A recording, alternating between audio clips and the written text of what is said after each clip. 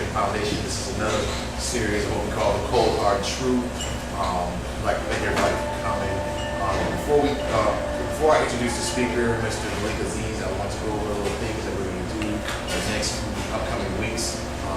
The next lecture, we plan on having Mr. Joel Chute now. He's going to come and debate someone, probably a physician, on holistic versus conventional medicine. And that plans to be in about 2 weeks from today, so maybe September 24th. That's when we're going to have that. And then probably 2 weeks after that, Mr. Chris LaRue will come and talk about why African Americans should not be supporting Barack Obama. He will come and give a detailed lecture on that, so we ask that you come to those two lectures.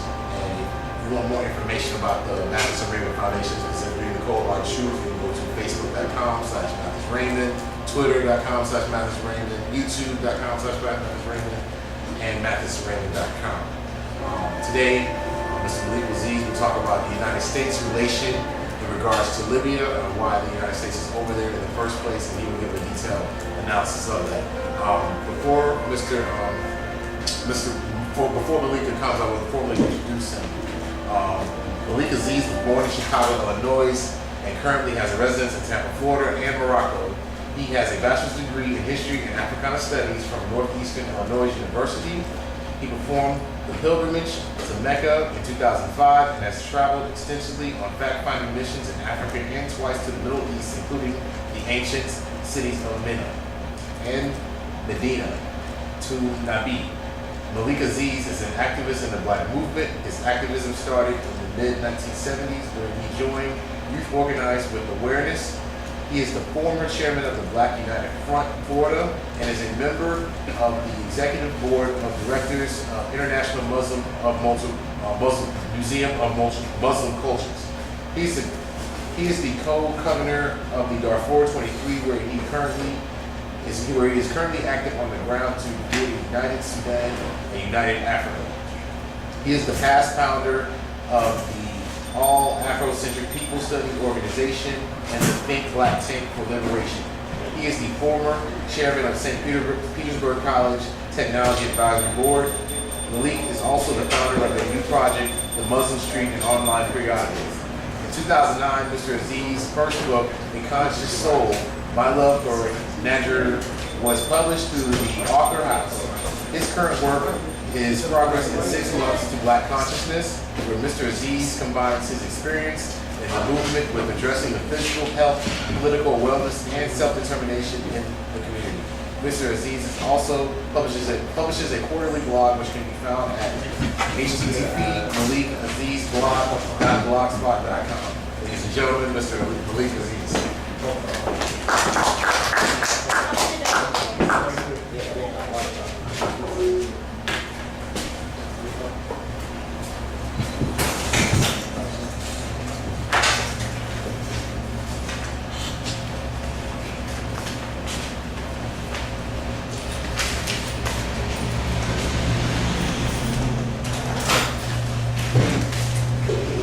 I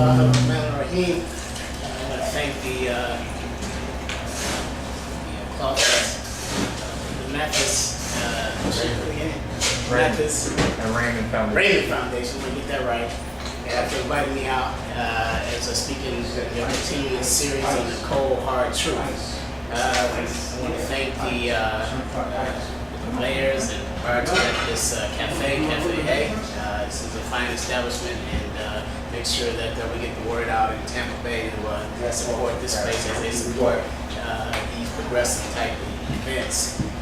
One of the things that I wanted to kind of start out with is the Muslim Street is our marquee project as we move forward into 2011. The Muslim Street is just that.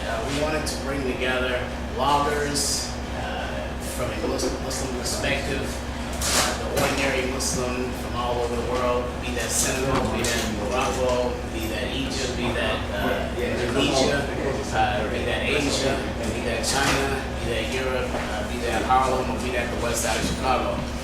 This is very pertinent as we move into a transition, as we as ordinary people try to find proper information as we filter through the corporate sponsored press that is not only in America but throughout the West. And it's through this corporate sponsored press, your CNN, your Fox News, your MSNBCs of the world, that is shaping and forming a framework of thought throughout the debate as we move forward. And this debate, as we look at it in 2011, make no mistake about it, is a debate of who will control the resources on our planet. At the very granular perspective of it, that's really what it boils down to. The details come in many different shapes and forms. A particular popular detail is this conversation that is going on between the West and how they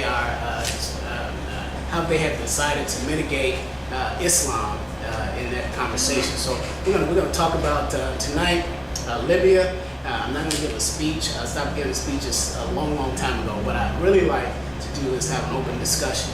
And one of the points of open discussion, we're able to not only trade facts and research and ideas, but we can come away with collective solutions and next steps. Next steps are very important as we build a formative movement against the propaganda campaigns that are out there, particularly in the Western media. Again, I'll talk about that framework.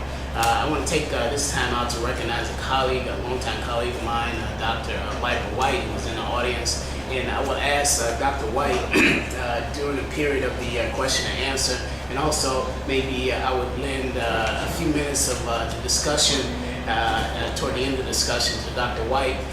Dr. White is a professor of African Studies at the University of Florida. He's written many books, many white papers on the subject of African Americans in the diaspora and Islam.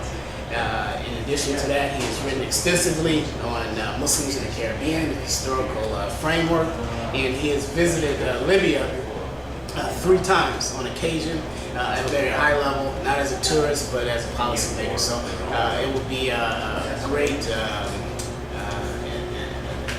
an attribute to this debate and to this discussion that we at least hear from Dr. White. And at the end of the discussion, I want to just encourage conversation not only from your online audience, who will be using the online media and the social media to ask questions via Facebook and Twitter, but also the individuals who are gathered here today to ask the necessary questions to engage this debate as we raise the level of consciousness of the people. All right. I'd like to start off with something that was published in the Muslim Street, and you can log on to the Muslim Street at www.muslimstreet.net.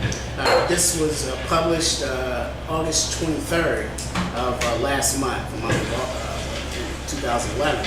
And this was a mock interview with Barack Obama, President Obama, on the question of Libya, Africa, and the Muslim world. And the Muslim Street starts out with the first question. President Obama, can you tell us what reasons are you targeting Libya and Colonel Muammar al-Gaddafi for regime change? Because this is the discussion and the debate as we look at Libya. And Muslim Street, again, bringing the perspective that you will not find on the corporate-sponsored press and media. We want to engage these type of subjects. So we asked President Obama in this mock interview about this regime change that the United States government led with this quote-unquote NATO coalition. And we've seen this game before. We saw this game in Afghanistan under George Bush, where they, after the United States was attacked September 11, 2001, they said under a coalition that they were going to Afghanistan. They said under a coalition that they were going to Iraq. They said under, and they continue to use this as a cannon fodder or to hide behind really what is an American-led, an American-financed and organized